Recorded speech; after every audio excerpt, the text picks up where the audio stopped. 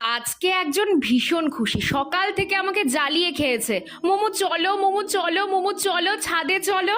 আমি বলছি কেন? বলে তোমার জন্য একটা সারপ্রাইজ আছে। টানতে টানতে ছাদে নিয়ে গেল, গিয়ে দেখছি একটা স্ট্রবেরি। আমি এতদিন ধরে দেখছি, একটা ফুলও দেখতে পেলাম না, আর ও একটা স্ট্রবেরি বের করে ফেললো। বেচারা ভীষণ খুশি ছিল। তো ওর খুশি দেখে আমি বললাম হ্যাঁ তুমিই তোলো। ফাইনালি সে তুলে ফেললো। দেখো, কালার খুব একটা ভালো না হলেও দেখতে কিন্তু বেশ লাগছে। আগের বছর তো প্রচুর স্ট্রবেরি হয়েছিল, এই বছর গাছটা খুব বেশি ভালো ছিল না বলে আমি ভেবেছিলাম হবে না।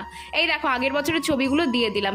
আর ছাদে এসে উনি দুষ্টুমি করবে না, এটা তো হতেই পারে না।